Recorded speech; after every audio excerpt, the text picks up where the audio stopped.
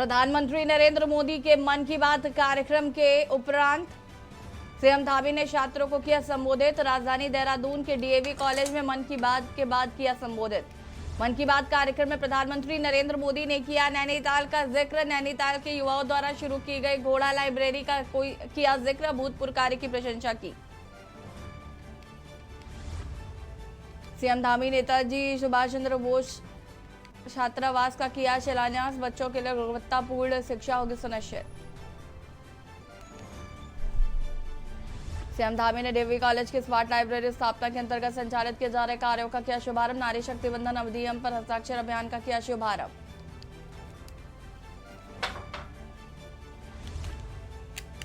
मुख्यमंत्री पुष्कर सिंह धामी ने द्वाराहाट के विधायक मदन सिंह बिष्ट के बयान को बताया दुर्भाग्यपूर्ण। कहा कांग्रेस नेताओं की अपनी स्थिति करनी चाहिए स्पष्ट।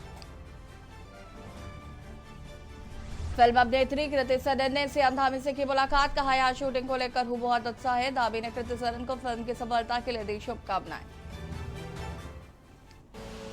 आप देख रहे हैं के न्यूज, खबरों का सारथी। नमस्कार, खबर उत्तराखंड में आप सभी का स्वागत है। मैं हूं आपके साथ यशी शुक्ला। खबर लक्सर से है, जहां पर लक्सर के भिकमपुर चौकी प्रभारी खेमेंद्र गंगवार पर लापरवाही करना भारी पड़ गया। चोरी के मामले में रिपोर्ट न दर्ज करने पर एसपी ने चौकी प्रभारी खेमांतर गंगवार के तत्काल प्रभाव से लाइन हाजिर कर दिया है। आपको बता दें कि एसएसपी प्रवीण डोभाल ने हरिद्वार का चार्ज संभालते ही जनपद के सभी थाना और चौकी प्रभारियों को सीधे निर्देश दिए थे कि वो पीड़ित केंद्रित पुलिसिंग की किसी प्रकार की कोताही ना करें, अन्यथा एक्शन होगा। और पीड़ित व्यक्ति की तारीफ पर चौकी प्रभारी ने मुकदमा दर्ज नहीं किया था। वो लगातार चौकी के चक्कर काटता घूम रहा था और उसकी शिकायत मिलने पर एसएसपी ने चौकी प्रभारी को तत्काल प्रभाव से लाइन हाजिर कर दिया है।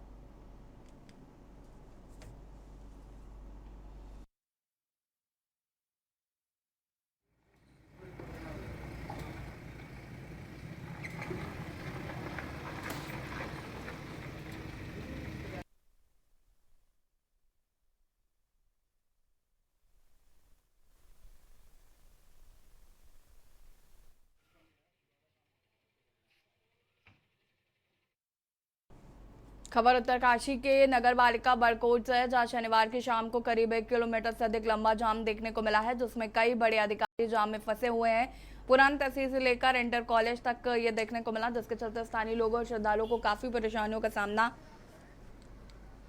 करना पड़ा। श्रद्धालुओं को यहां तक कि परिवार सहित यमुनोत्री धाम की निजी यात्रा पर आए एनएच के प्रमुख अभियंता दीपक यादव, नगर पालिका अध्यक्ष अनुपमा रावत के वाहन भी जाम में फंसे रहे। का परिणाम आज यहाँ की जनता और यहाँ के जो तीर्थ यात्री हैं वो भुगत रहे हैं। ये टाउनशिप है। इस टाउनशिप का जो प्लान है उसमें पार्किंग आज तक इस पर कोई ध्यान नहीं दे पाया और ना ही यहाँ पे कोई ट्रैफिक की कोई पुलिस द्वारा बेहतरीन व्यवस्था की जाती है। जब तक इस शहर के अंदर बाईपास नहीं बनेगा तब तक ये यात्रा की स्थिति ऐसे ही बनी रहेगी। कुछ लोग चंद अपने स्वार्थों के लिए इस तरह के विकास कार्यों को बाधित करते हैं। लोगों को जागरूक होना पड़ेगा। शहर विकसित हो रहा है तो शहर के लिए कम से कम 2000 गाड़ियों की कैपेसिटी का यहाँ पे पार्किंग होना बहुत जरूरी है। सरकार जैसे कि आप लोग देख रहे हैं, ये यात्रा जो है पुनः बरसात के बाद जो है सुचारू रूप से प्रारंभ हो गई है और खासकर वीकेंड के दिनों में, शनिवार संडे को छुट्टी के दिनों में जो है अक्सर नीचे से यात्रियों की संख्या जो है एकाएक अचानक से बढ़ जाती है, जिस वजह से जैसा कि सभी जानते हैं पहाड़ों में थोड़ा पार्किंग का प्रॉब्लम हर जगह है। ऐसे ही बड़कोट नौगांव और रूट यमुनोत्री मार्ग में भी काफ़ी जगह जो है मार्ग संकरा होने की वजह से जो है, और खासकर जब कभी नीचे से बड़ी गाड़ियां आ जाती हैं, बसें आदि, उन वजह से कभी कभी जो है थोड़ा जाम जैसी स्थिति बन जाती है। खबर हल्द्वानी से है, हल्द्वानी से, जहां पर नगर निगम का टच ग्राउंड प्रधानमंत्री नरेंद्र मोदी के स्वच्छ भारत अभियान को आईना दिखा रहा है। सड़क पर कूड़ा लाखों टन फैला हुआ है, विदेश से आने वाले पर्यटकों को भी गंदगी का संदेश दे रहा है। ऐसे में हल्द्वानी शहर में संक्रामक रोगों का भी खतरा बढ़ रहा है।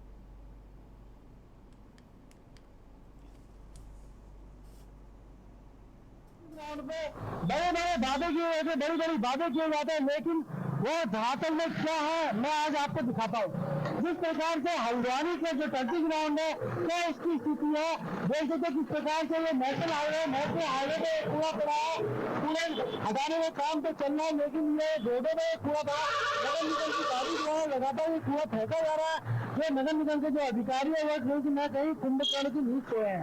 जैसे आपको रिपोर्ट दिखा रहा हूँ, लगातार जो टर्जी ग्राउंड है और यहीं पे सामने बस्ती है, इन बस्तियों में कई मौतें भी हो गई है, क्योंकि जिस प्रकार से जो गंदगी का जो आलन है इससे कहीं ना कहीं लोगों को देखना पड़ता है, लोगों बीमारियों का झेलना पड़ता है। लगातार डेंगू के मामले लगातार बढ़ते जा रहे हैं, लेकिन कोई सूट लेने वाला नहीं। देख सकते पीछे टर्जी ग्राउंड का पूरा ग्राउंड पूरा खाली है, लेकिन उसके बावजूद भी यह कूड़ा रोडों में फेंका जा रहा है। किसी को डेंगू है, किसी को तमाम जो बीमारियां लगातार लोगों पर बढ़ती जा रही है, लेकिन सूट लेने वाला कोई नहीं है। स्वास्थ्य विभाग की टीम भी आती है, वो मुआयना करती है, आती है, चली जाती है। जो नगर निगम, जो हल्द्वानी नगर निगम है, वो कहीं ना कहीं कुंभकर्ण की नींद सोया हुआ है। तो देखने वाली बात होगी अब इस खबर का कितना असर पड़ता है। दीपक अधिकारी, के न्यूज के लिए हल्द्वानी। खबर पौड़ी से है, जहां पर प्रभारी मुख्य न्यायाधीश मजिस्ट्रेट की अदालत में पेश हुए 32 अभियुक्तों को प्रभारी मुख्य न्यायाधीश मजिस्ट्रेट ने जमानत पर रिहा कर दिया है। 32 अभियुक्तों को पुलिस ने पौड़ी जेल के एमकेश्वर विधानसभा के लक्ष्मण चूल्हा, गंगा बोकपुर के द नीरज फॉरेस्ट रिजॉर्ट में छोड़ रहा अवैध किसानों में छापा मार कर गिरफ्तार किया था। वहीं पौड़ी न्यायालय में पेश होने के बाद अभियुक्तों की रिमांड को प्रभारी मुख्य न्यायाधीश मजिस्ट्रेट ने स्वीकार करते हुए अभियुक्तों के अधिवक्ताओं द्वारा पेश किए गए जमानत पत्र को स्वीकार करते हुए 32 अभियुक्तों को जमानत पर रिहा करने का फैसला सुनाया। शासकीय अधिवक्ता आशीष जल्दी ने न्यायाधीश द्वारा किए गए फैसले की जानकारी दी।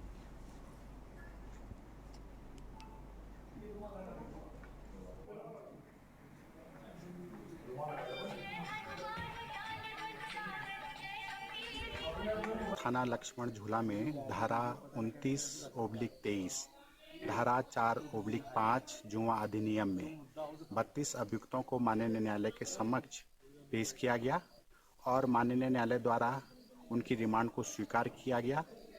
तत्पश्चात अभियुक्त गणों के अधिवक्ताओं द्वारा माननीय न्यायालय में जमानत प्रार्थना पत्र पेश किया गया और माननीय न्यायालय द्वारा जमानत पत्र को स्वीकार किया गया। खबर सितारगंज से है, जहां पर उधम सिंह नगर के सितारगंज में लखीमपुर खीरी से देहरादून जा रही प्राइवेट बस अनियंत्रित होकर पलट गई। हादसे में 22 यात्री घायल हो गए हैं। घायलों को पुलिस ने एम्बुलेंस की मदद से सरकारी अस्पताल पहुंचाया, जहां से 3 को हार्ट सेंटर रेफर कर दिया गया है। दरअसल बस अनियंत्रित होकर डिवाइडर से टकराकर पलट गई। इससे बस में सवार करीब यात्रियों में चीख पुकार मच गई थी।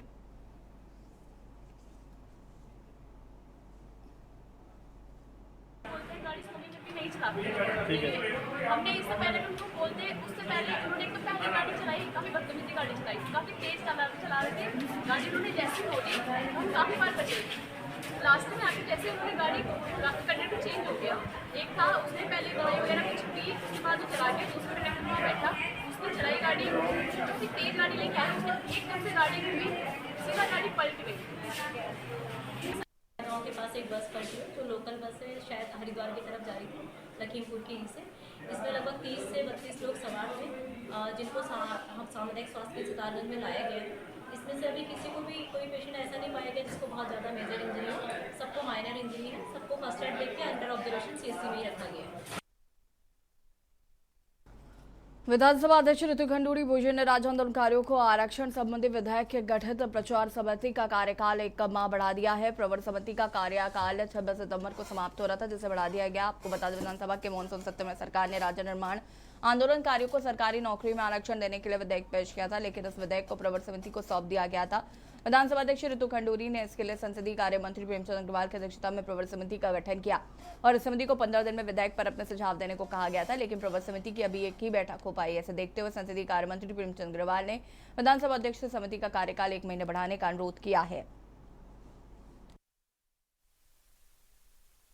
आंदोलनकारियों के क्षैतिज आरक्षण को लेकर जो प्रवर समिति मेरी अध्यक्षता में बनी थी, हमने एक बैठक उसकी की है और चूँकि अभी अंतिम निर्णय तक हम नहीं पहुँचे हैं, तो उसके जो 15 दिन हमें मिले तो 25 सितंबर को पूरे हो रहे हैं।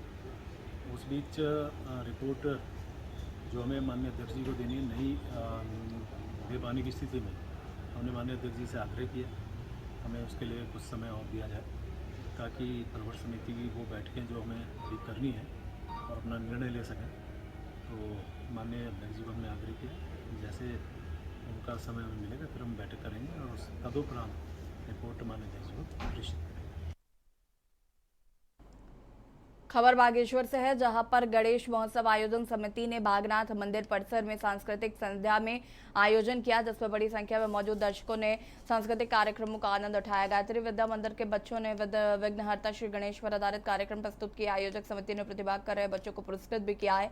गणेश महोत्सव आयोजन समिति के अध्यक्ष हरीश सोनी ने बताया कि रविवार को विशाल भंडारे के साथ गणेश महोत्सव का समापन किया जाएगा। सोमवार को नगर में भव्य शोभा यात्रा निकाली जाएगी।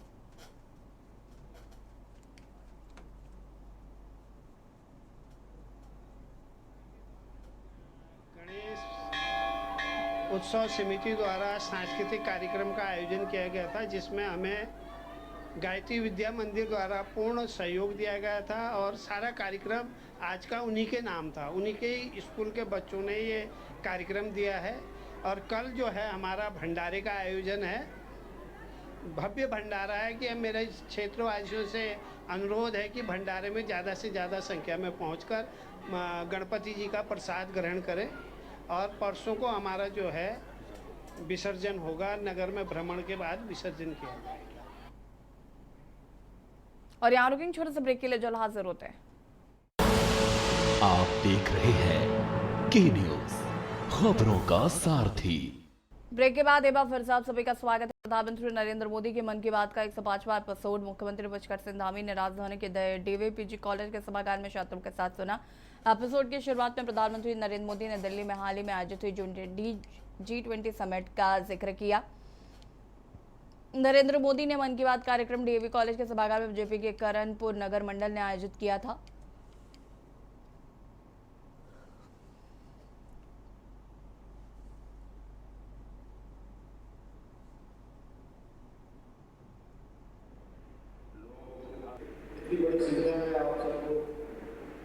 मन की बात सुनने के लिए यहाँ पर एकत्र हो गए हैं और मन की बात आदरणीय प्रधानमंत्री जी का एक ऐसा कार्यक्रम है जिस कार्यक्रम के माध्यम से हम ऐसे लोगों को देख पाते हैं, ऐसे लोगों के कामों को इस मन की बात के माध्यम से आगे लाया जाता है, जो लगातार सतत रूप से अपना प्रयास कर रहे हैं।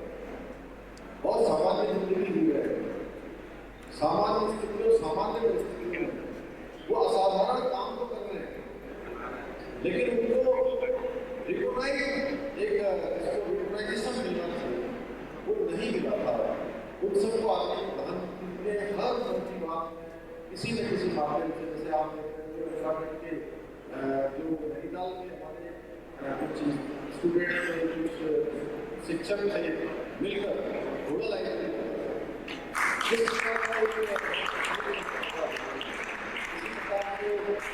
एक साल इस प्रकार से डिजाइन बना रही है और मन की बात में जब कार्यक्रम ये मन की बात में दिखा दिया गया है। खबर हल्द्वानी से, जहां पर विभिन्न इलाकों में इन दिनों शारदीय नवरात्र के मौके पर आयोजित होने वाले रामलीलाओं के पूर्वाभ्यास का दौर शुरू हो गया है।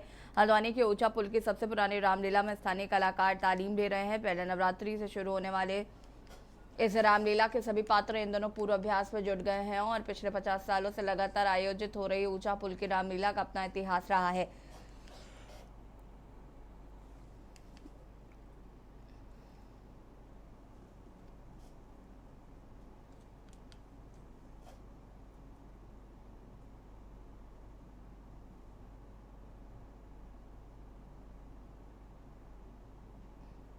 कहना ये है कि ये मंच जो है माध्यम है, हमारे जो स्थानीय क्षेत्र के कलाकार हैं उनको प्रोत्साहित करने के लिए एक मंच प्रदान करता है। तो इस मंच में इस क्षेत्र के जितने भी छोटे बड़े कलाकार हैं उन सबको उनकी कला को उभारने का छोटा प्रयास हमारी तरफ से किया जाता है। और क्षेत्र के, आप जैसा कि सर्वविदित है, हमारे क्षेत्र के माननीय विधायक, पूर्व में मंत्री भी रहे उत्तर प्रदेश सरकार में भी, वर्तमान उत्तराखंड सरकार में भी, हमारे विधायक श्रीमान बंशीधर भगत जी भी इस मंच में लगातार अनवरत इतने समय से अनेक जो है अभिनय जो है करते चले आ रहे हैं पूर्व के कई वर्षों से। हाँ, ऊंचा पुल की रामलीला में हर हमेशा हम नया करने की सोचते हैं, क्योंकि हमारे कलाकार हैं, यहाँ पर स्थानीय कलाकार हैं, हमारे क्षेत्र के सभी कलाकारों को हम मंच देते हैं। हाँ, ये है कि जो कलाकार पिछली बार के होते हैं थोड़ा बड़े हो जाते हैं, तो फिर नए कलाकारों को भी यहाँ पर मिलता है, वो भी हमारे लोकल के ही कलाकार हैं। और हम इस रामलीला ऊंचा पुल की रामलीला के बारे में आप सभी जानते हैं, हमारी ऊंचा पुल की रामलीला हर बार कुछ न कुछ नया करके आती है। और हमारे यहाँ पर जो हमारे अध्यक्ष जी हैं और हमारे संरक्षक जगदीश चंद्र नैनवाल जी, हमारे सभी संरक्षक माननीय बंशीधर भगत जी और यहाँ के जो स्थानीय हमारे लोग हैं, सब लोग इसमें सहयोग करते हैं। बहुत अच्छी रामलीला हमारी होती है। विगत 45 साल से हम लीला को कर रहे हैं और उस टाइम जब आप पूछ रहे तो मुझे अपना बचपन याद आ रहा है।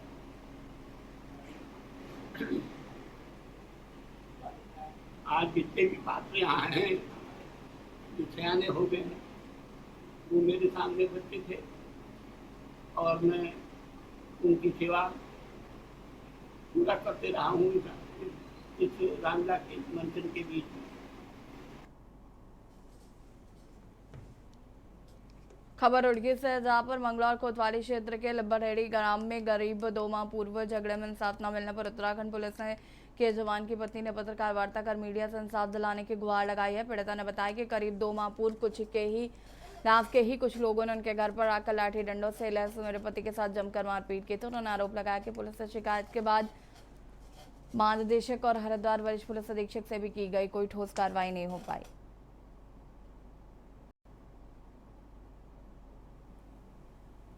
मैं लिब्बरहेड़ी गांव से हूँ, गरिमा नाम है मेरा और मेरे पति पुलिस में है, गौरव चौधरी।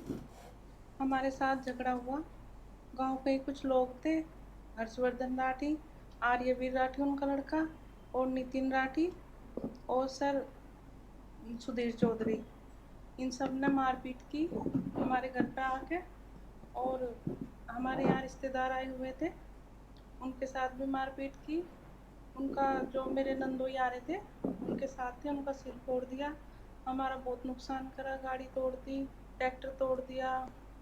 और मेरे पति ने भाग के छत पे जाके जान बचाई, नहीं तो वे उन्हें जान से मार देते।